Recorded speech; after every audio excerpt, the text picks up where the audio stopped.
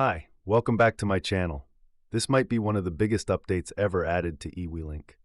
Back in December 2025, eWeLink introduced a brand new floor plan feature that lets you control your entire smart home directly from a visual layout of your house.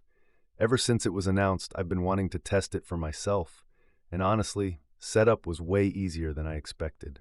So in this video, I'll show you step by step how to create your own smart home floor plan dashboard from scratch. I'll go through the pros and cons of the feature, and I'll also compare it with Home Assistant.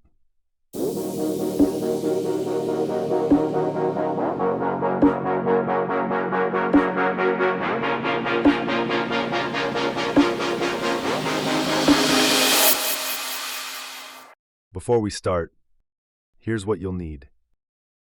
An eWeLink account, your device is already connected to eWeLink, and an eWeLink Prime subscription. To set up your floor plan, you first need to access the eWeLink webpage. I'll leave the link in the description below. Once you're there, you can log in either with your email and password or by using a QR code. I'll use the QR code method since it's much faster. To do that, open the eWeLink app on your phone, tap the plus button in the top right corner, and then select Scan. Now simply scan the QR code shown on the screen, and you'll automatically log in to the eWeLink webpage. Now that I'm logged in, I can see all my devices on the home page, but what I really want to do is create a floor plan. And for that, in the menu on the left side, I now have a new option called Floor Plan. If I click on it, it takes me to the floor plan setup page. I'll just click Get Started, then select the home I want to configure. Since I only have one home set up in eWeLink, I'll select it and click OK. And this brings me to the canvas where I can start building my floor plan. On the top left, I can define the floor I'm going to set up. Since I only have one floor, I'll just rename it to Home and save it. On the right side, I have all the tools that help me build the floor plan: layout tools, object tools, and device tools.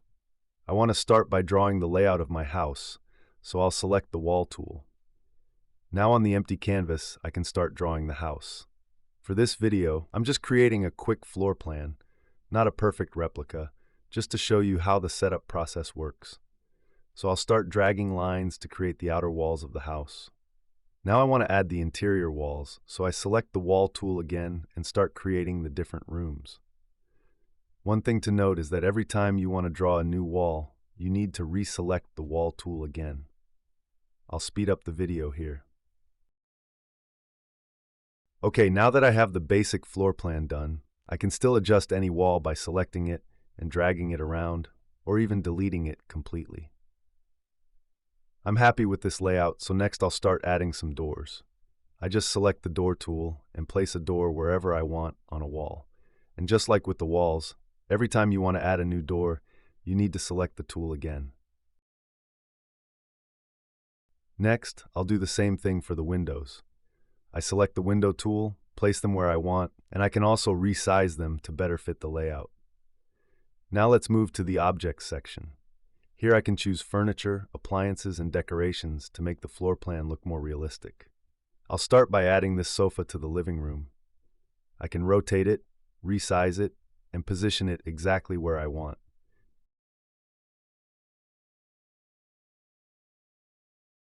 I can also duplicate objects, which makes things much faster when you have similar furniture to add.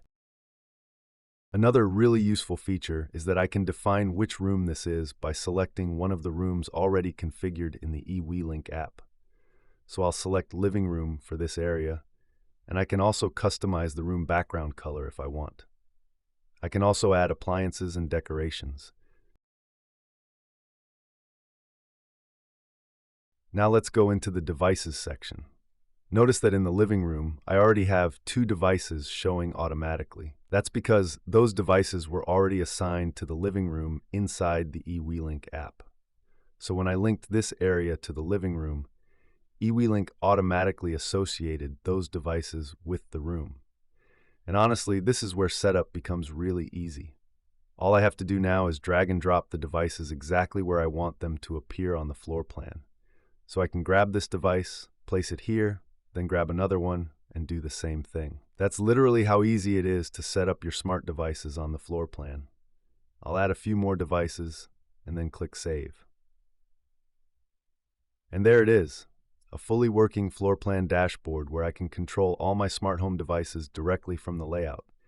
I can tap a device to turn it on or off right from here. And honestly, this becomes even more useful if you use it on a tablet mounted on a wall. So now that the floor plan is fully set up, the big question is, how does this compare to a Home Assistant floor plan? And honestly, I think the answer really depends on the type of user you are. If you already use Home Assistant, then you probably know that Home Assistant floor plans are much more powerful and customizable. With Home Assistant, you can create extremely advanced dashboards with animated states, custom icons, live camera feeds, conditional cards, energy monitoring, and basically unlimited customization. But the downside is that setting everything up usually takes a lot more time and technical knowledge. Depending on how advanced you want your dashboard to be, you may need to configure YAML, install custom cards through hacks, edit CSS styles, or manually build the entire interface yourself. And for many people, that's simply too complicated. That's where I think eWeLink did something very smart with this floor plan feature. The biggest advantage here is simplicity. Everything is visual, drag and drop, and beginner-friendly. You don't need Home Assistant, you don't need YAML, you don't need to install plugins, and you don't need hours of setup just to create something functional. You can literally create a working smart home dashboard in minutes. Another thing I really like is how clean and intuitive the interface feels. The automatic room-to-device association also makes setup much faster, especially if your devices are already organized correctly inside the eWeLink app. And for someone using mostly eWeLink-compatible devices, this can actually be a very practical solution. Now, of course, there are also some downsides. Compared to Home Assistant, customization is still limited. You don't have the same level of advanced automation visualization, dynamic controls, or deep customization options. At least for now, this feels more like a visual smart home controller rather than a fully customizable smart home dashboard platform. Another limitation is that this currently requires an eWeLink Prime subscription. And because this feature is still relatively new, there are still some areas that could improve over time. But honestly, that's also something important to keep in mind. This feature was only introduced at the end of 2025, so it's still evolving. And based on how quickly eWeLink has already been updating it, I think we can expect more improvements and features in future updates. Things like more customization, more object types, better tablet optimization, improved device controls. So who is this really for?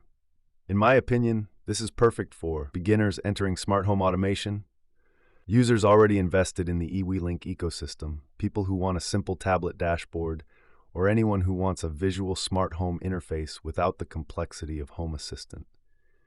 But if you're an advanced user who loves deep customization and complete control over every detail, Home Assistant is still on another level. Personally, I think eWeLink found a really good balance here between simplicity and functionality. And for many users, especially beginners, this might actually be the easier and more enjoyable option to use day to day. And that's it for this video. Honestly, I think eWeLink did a really good job with this new floor plan feature, especially considering how new it still is. I'm really curious to see how this evolves over the next updates and whether it can become a true alternative for simple smart home dashboards. But now I want to know what you think. Would you actually use this instead of a Home Assistant floor plan? Let me know down in the comments. And if you enjoyed this video or found it helpful, don't forget to leave a like and subscribe to the channel, because I'll be testing more smart home features, integrations, and DIY automation projects very soon. Thanks for watching, and I'll see you in the next one.